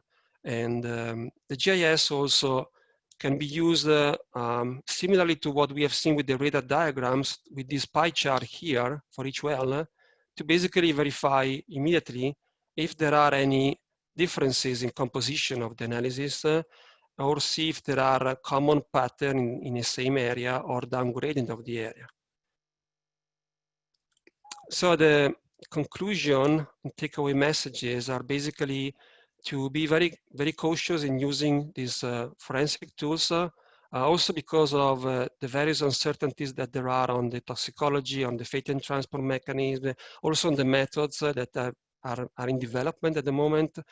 So it's not always possible to derive a conclusive assessment, but the tools are pretty expensive, simple to use. Sometimes you just need an Excel file, but they do require a fair amount of interpretation. So you need to approach it by using multiple lines of inquiry. And the future, or our proposal for the future of this science is basically to certainly develop much more these tools, and also have more development on the analytical methods, use the GIS to foster research and evaluation of the other vulnerable areas on any other national scale. And yeah, machine learning and artificial intelligence are terms that we always hear about, but certainly given the huge amount of data that can come from instruments like the LC-Q-TOF mass spectrometer or any other type of instrument, and considering the wider range, the thousands of compounds out there, it will be certainly important combined with the sophistication of the instruments and the development of Metigo in helping practitioners, lab staff, and clients to understand and better interpret the understanding of these chemicals in the environment. And on the side is just our personal interpretation of the PFAS acronym, sometimes just to derive another something else on the PFAS acronym. And I hope to have been within the right timing of the presentation. Thank you. Thank you, Alessandro, and thank you to all the presenters. I guess we learned a lot about the issue, and thanks for the presenters to sharing to all of us. We had in the peak nearly 100 participants, all this information. And as I could see, we have something in the chat, and I would like to hand over to Frank. In parallel, I will announce an international conference in Berlin. I will share my screen to bring in the flyer of this presentation with the link to register. Thank you. Frank, the floor is yours. Unmute. Thank you very much, Jörg, for giving me the word. I'm very much impressed by the 6 very good presentations. My state of mind at the moment is that I'm impressed and also a little bit dizzy of all the information you give in a limited amount of time. So I try to get some good questions in this panel discussion. I like to raise the first question myself, both to Marvin and Stephanie. When I saw the presentation of Marvin, I was impressed. I thought that is everything you need to know about PFAS. When I saw the presentation of Stephanie of the ASTM, I had the same idea. I saw so many guidelines, so many information. I thought that's all you need to know. So my question to Marvin and also Stephanie is, if I'm new in the field of PFAS, where should I start when I do not know anything? Can I go to your sites, Marvin, and is it enough? Or do I need to go to the ASTM website of Stephanie, and is that enough? Or do I need both your informations? Maybe, Marvin, you can start giving me some input to this question. Sure, I could do that. Let me see if I could just start my video here so you can see. There we go. All right, Frank. In answer to your question in whole, I think you're going to, and Steph, please correct me if I'm wrong, I think you're going to really need to see both our sites. I believe that I can, if you look at CERTIP ESTCP, you're going to find both those technologies that work and that do not work. So you'll be able to basically glean out those technologies where you don't want to spend too much time on and concentrate on those technologies that indeed may work. We also have contact information. Sometimes teams are created and you can find out exactly who's doing the types of technologies, work with them and answer many, many questions. So yes, I do believe CERTIP and ESTCP can provide a very holistic view over the type of things that you should know. Steph, do you have anything? I'm not going to talk about ASTM. Okay, well, thanks, Marvin. So I agree with Marvin that I'd say probably a first pass, you'd want to go to the CERTIP ESTCP area because you'll get a foundation in all areas of PFAS. What ASTM is really good at and is you learn by your participation. I mean, you can also learn when you attend committee meetings and by going to the website and being a general member. But to me, the real value has been when I've participated in the development of a standard, because then you're actually reviewing all the cutting edge, whatever the latest information is, whatever the guidance is, and it's an opportunity to dive deep into a particular area. So I'd say CERTIP ESTCP if you want to survey, and then depending on where your interests lie, you might want to dive deep into one standard guide development. Okay, thank you, Marvin. Thank you, Stephanie. Do you also, are you in contact? Do you work together? Do you inspire each other? Do you learn information from each other? Or is this the first time you met at this conference? No, I've known Stephanie over the years. Yes. Okay. Okay. And, but we don't work in the same organization. We've worked. I know.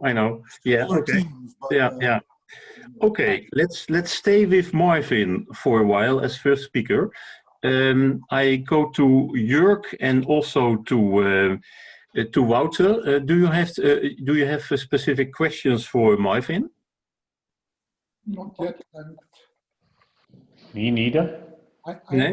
I know the initiative and I know that they have a really good platform to share information, and for me it's really helpful. Okay.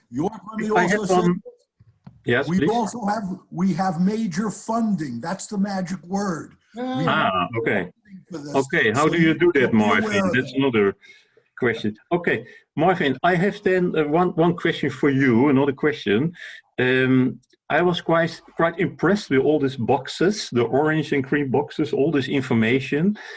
There is all over the world, every day, there's new information regarding PFAS.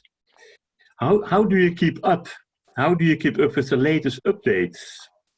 Isn't it the case that your website is outdated if you don't do anything in 1 week, for example? No, we consider that, but please recognize also, Frank, that it's not a CERTIP ESTCP organizational responsibility to keep track of what's going on. We fund projects and we expect that the people that we fund to do the latest technology, the latest research are up to date on this, and we ask them, what is your background information? They have to do data mining and they come in for in-progress reviews. They go through a whole series of reviews and these questions are asked. What is the latest? what's going on. So when their projects come out, they have a full series of references and citations over the most recent research. Okay, okay. That sounds good. That sounds good. Stephanie, again, Jörg or Wouter, questions for Stephanie maybe? If not, I do it. Okay, I have a very crucial question for me, regarding the Dutch policy regarding PFAS, Stephanie.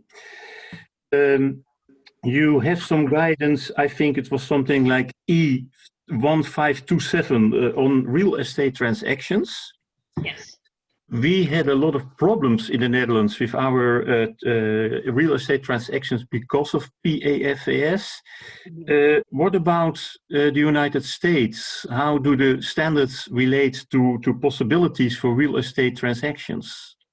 Well, that's the reason that 1527 is being revised, is because it references CERCLA hazardous substances, of which PFAS is not considered a CERCLA PFAS hazardous substance, and so therefore it's not necessarily considered. So I think, I don't work in that particular team, but from what I understand, they are working furiously with their members to put out the word that they must do more in their screening of sites, and that's why a revision of that standard has really been fast-tracked. Okay, but does that standard include a screening value expressed in nanograms per kilogram soil, or is that not that specific? I don't believe it specifies screening values, because there are, at least in the United States, their values differ in each state, and there is not really, like for soil, there's not a national value. So the ESA practice is really about a methodology, and it doesn't necessarily tell you the numerical value that's appropriate. Okay. And are there any problems in limitation in real estate transactions in the US because of PFAS? Oh, I'm sure there are. You know, I mean, it's new and it's emerging, and I can't speak to exactly what they are, but I imagine it's happened. Okay. Okay, because we had a lot of problems in the Netherlands. A lot of real estate transactions could not go on because of the presence of PFAS. It was a big problem in the Netherlands. Right. It still is. It's still is. If you want more information about that, I'll be happy to connect you with my co-author, Mark Westra, who leads the group on commercial real estate transactions. Okay, okay. We do that later on, if you agree. Yeah. And maybe I have an additional remark. We in Germany also produced guidance on PFAS remediation and assessment. This will be available end of November in an English version as well. And if you are interested, together with this conference, I can send out to all of you this manual. Oh, that would be great. Document. Yes, please. I think for everybody that is important, Jörg. So please provide that to everybody. That's a very important document, probably. Yeah. So I cannot make it to publish my. I cannot share my screen. There is some security limitation on my computer. I cannot fix in the moment. So. Okay, I think we can do that afterwards, also sharing this information, I guess, Jörg. Yeah. We find a way to share that information. For sure. Yeah. I like to skip to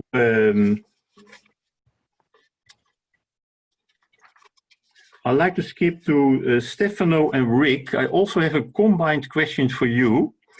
You showed extremely interesting procedures to eliminate PFAS in soils. When you show these graphs and these procedures, I always wonder, how can you put this on a large scale, on the field scale? when I have a large contaminated site with PFAS, let's say by sewage sludge applications, how are your procedures working in this case? For example, Rick showed that the KOH applications is an important issue. How can you perform this on a field scale? Can you maybe start, Rick, and later also Stefano say something about large field applications, please? Yeah, so this is Rick. That is one of the big challenges is a lot of these plumes have been in the ground for decades, and so they form very large plumes and they're very persistent, so we don't see much natural derogation of the plume. So right now we're looking at forming what we call permeable reactive barriers, which are fairly common in other for treating air contaminants, where you basically put in an in-ground, I don't like to use the word filter, but you put that in to cut off plumes. And so instead of doing a whole area, you cut it off, whether it's going to a receptor that's in risk or that. So that can save you a lot of money. And that seems to be the most promising, cost-effective method right now. The other thing we're investigating is and we're doing a site now where we have a lot higher concentrations. So can we actually go into source zones now and try to treat them? That's kind of the approach right now. But what about the KOH applications? You showed that it is crucial, especially for the dry applications. How do you apply that on a field scale?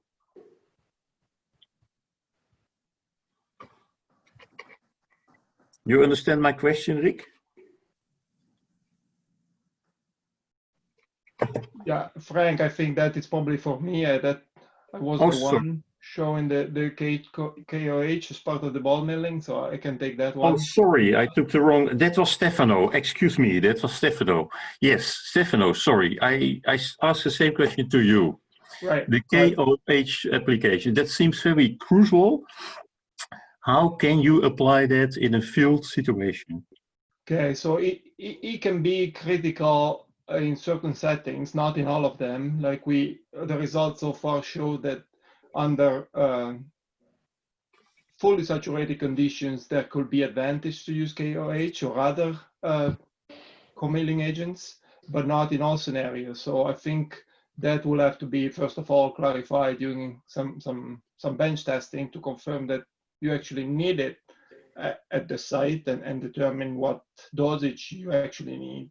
But then the process will actually be all done in batch, right? You'll have to excavate the soil in order to be able to put it in the ball mill. And at that point, you will add the co-milling agent. So it's not something that you mix with the soil in situ. You'll mix it in the reactor as part of your treatment process. Okay. Then there is a question on the chat also to Stefano. That is, let me see, it says, can you please tell about the byproducts of the both methods? For ball mining, was there any shorter chain PFAS produced? For electrochemical oxidation, what were the products at the end of the process? Okay. Can you say something about that? Sure, yeah, that's a good question. So in terms of the ball milling, there is no short chain PFAS formation that we could measure. I show some of the charts for PFOS because that was the most recalcitrant compound, but all the others were found below detection limits. So we didn't run into that issue. Ultimately, we will have fluoride generation for the full breakdown, and typically fluoride then is associated with salts, such as like aluminum and calcium and potassium salts, but typically at very low concentration, considering that the typical PFAS concentration that you start with in soil are not extremely high compared to the other contaminants that we typically deal with. So we don't think it's an issue. And on top of that, in terms of fluoride, there is a really, fluoride is not really readily leachable from soil as well. So I think that will provide a robust case for it. In terms of the electrooxidation for water treatment, I mentioned that the main byproduct was the perchlorate, and now we are dealing with that. The other byproducts are hypochlorite and chlorate, but at very low concentration, lower than any of the criteria that we are aware of. But it's critical to be able to determine what the geochemistry of the water that you're treating is beyond the PFAS composition is like. That's exactly to determine what type of byproducts you may actually generate based on the geochemistry, and be able to tailor the EO application to minimize the formation of those products. And that can all be done through the bench testing. Okay. It is a question from Satya Mohamedian. I assume that the answer is satisfying. If not, Satya, please raise another question at the chat. Another quite detailed question, but it could be important, from Eric Algressi on the chat, Stefano. Under what pH is the PFAS water treatment done? For the lacto oxidation, it's typically run between 6 and 7. We start at 7 and it goes a little lower as the process goes on, but we're always in that range. Okay. And an also detailed question for Rick, but again, it can be an important, the detailed question, a question from Monica. What are the key difference between the fine and medium sands? At this site, it was about up to 2 orders of magnitude.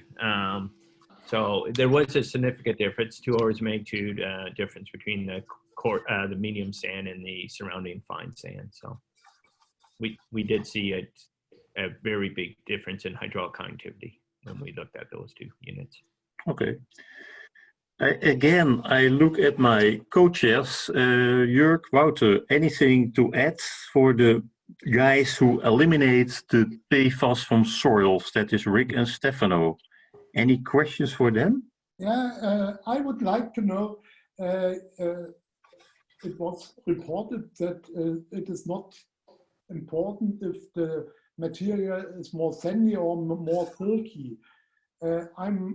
I wonder if you could give some additional information. We see many limitations if the material is too silky to reduce the PFAS. What is your experience in this regard?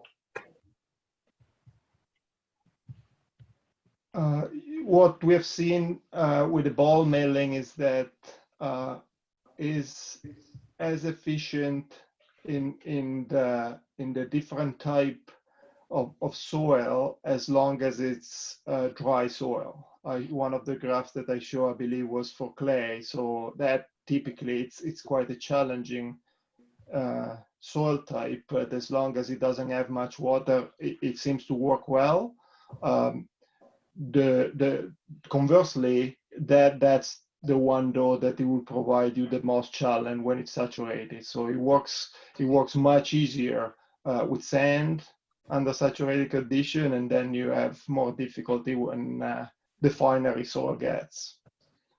An additional question, Stefano, what do you believe or what you assume with the ball mills, what capacity you could achieve in practical cases?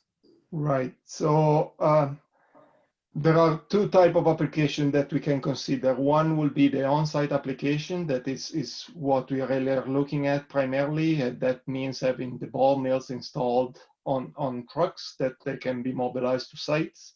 And in that case, we are typically looking at something that can be 2 to 5 cubic meters or so per equipment, with the possibility of having multiple equipment working simultaneously. And if you're looking at a treatment time of like 10 to 15 minutes, you can treat a decent quantity of soil at any round.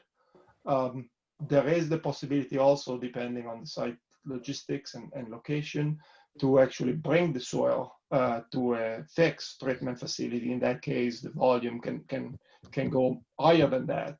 It's just that he adds all the logistical and transportation issues, depending how your site is and where it's located. Thank you, Stefano. Now, I had a nice question for Alessandro, and he probably knew it was a difficult question because he just mentioned that he had to leave the meeting.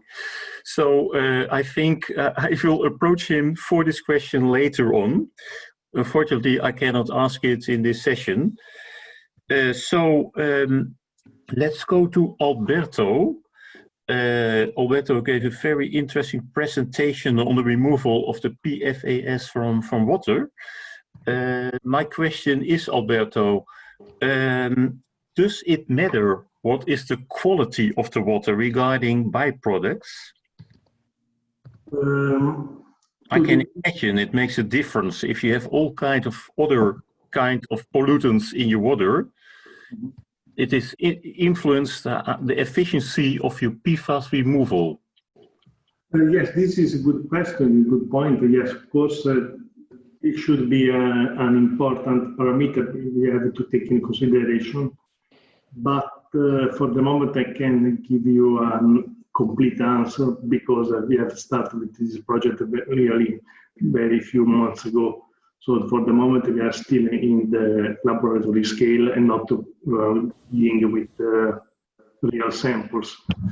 Probably the best solution would be to remove the PFAS after all the other treatments.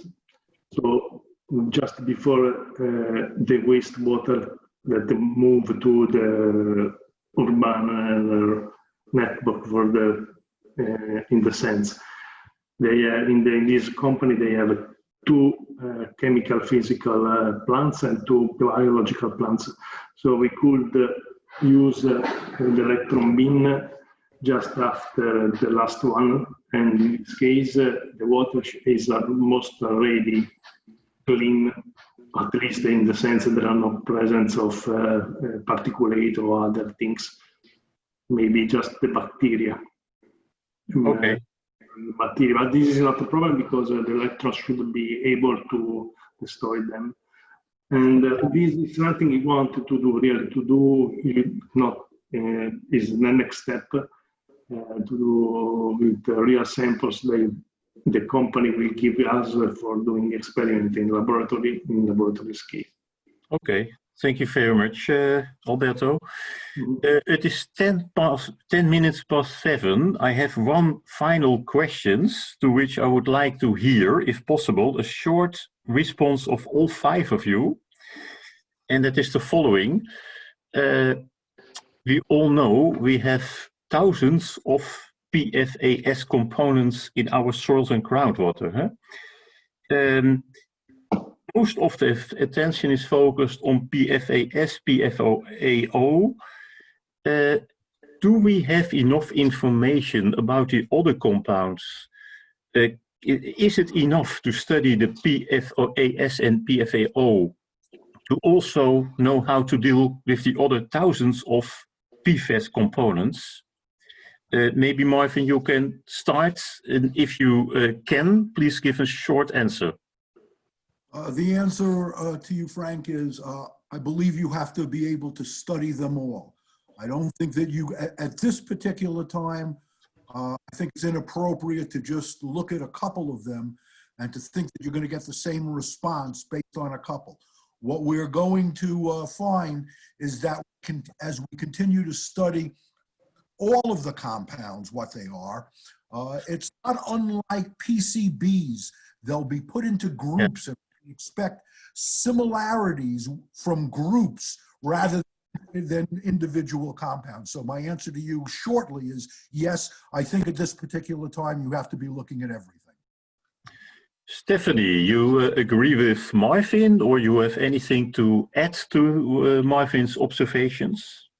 I agree with Marvin's general contention that we need to look more broadly at all the PFAS compounds, and Similarly, I agree that we at a minimum will need to understand the differences in classes or groups of compounds, both in their physical, chemical properties and behaviors and toxicities, et cetera. And maybe with more information on individual and detailed compounds, only then can we start to perhaps, come up and start grouping some compounds. But for now, I think we need to understand, the compounds individually much better.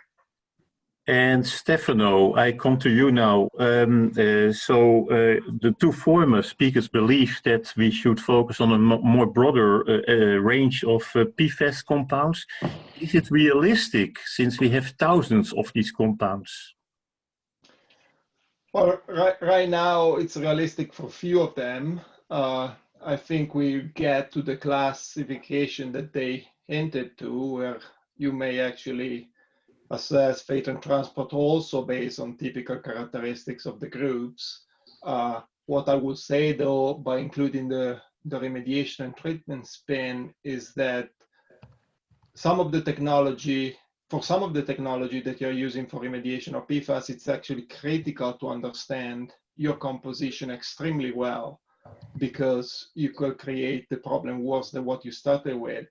And the good thing about the two technologies that I talked about in terms of ball milling and electrooxidation is that they're really non-selective in terms of the type of PFAS that you're targeting. So as long as you can demonstrate that you don't have formation of short chain PFAS and you have a good mass balance assessment, then it provides you a more robust approach to deal with them now that we don't have the full picture of the entire family.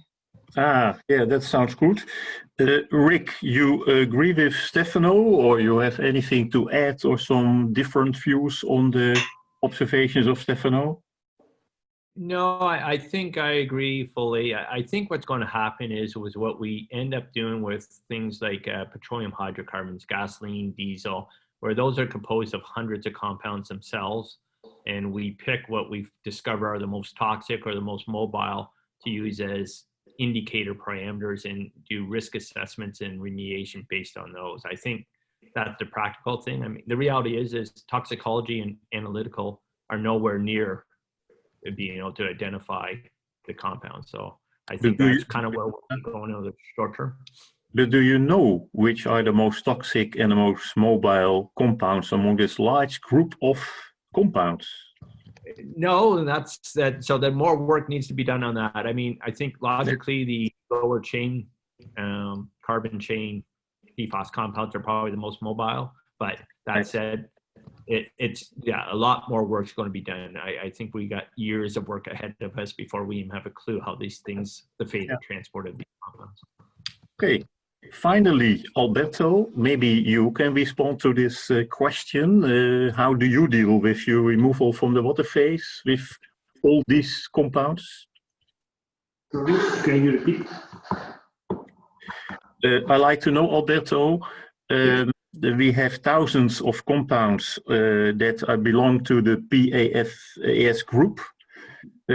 How can we deal with that? You focus on the removal of these compounds in water. Yes, you cannot investigate them all. Actually, this could be not the most important problem, in the sense the activity of the chemical species can destroy them independently of their initial nature. So independently of the starting point, they arrive all of them to the same final product that are inorganic fluoride, probably sodium chloride, and then they can be removed by other technologies like filtration or something like that. This, in this sense, for us is not a particular problem, because the reactions are not selective, and they can cut the molecules in smaller part. In this could be really something we manage with our system, if actually it works, because Yes, so the idea that once the active species are in the water, they are not selective at all, and they can react with all of these members of this class, cutting them in small pieces. Okay. Of course, if the chain is very long, the reaction could be lower, but in this sense, is a relatively not important problem. Of course, okay, that is a very positive message to end this session. It is 20 minutes past 7. I think many of us getting hungry, including myself. Thank you very much again, all speakers. I think we had an extremely interesting session. And the main conclusion is that it is not finished yet. It will continue for many years more. We have to do a lot of research on PFAS. Thank you very much, everybody. Have a good evening. Finally, I'd like to announce the next session tomorrow morning. And that is, let me see, that is... Bioremediation techniques. You know, Jörg, the next session, you have that by... Bioremediation techniques, a challenge for slightly contaminated soil and mine tailings. Exactly. Okay, see you later. Everybody has a good evening, good morning, good afternoon, whatever, and hope you enjoy the rest of RemTech 2020. And thanks to Marco for all the effort. Thanks to all the chairs and to all the speakers. Very, very interesting session. Great done. Well done. Thanks, Marco. Thanks, Marco. Bye, everybody. Okay. Thank Bye-bye. you. Bye-bye. Bye-bye. Marvin and Stephanie. It was an honor to have you here. Next year, we have to prepare also a training course here. Oh, that sounds good. Okay. Okay. Thank you, Marco. Enjoy the day or the evening. Bye-bye. Bye. See you tomorrow. Thank you. Bye. Bye-bye.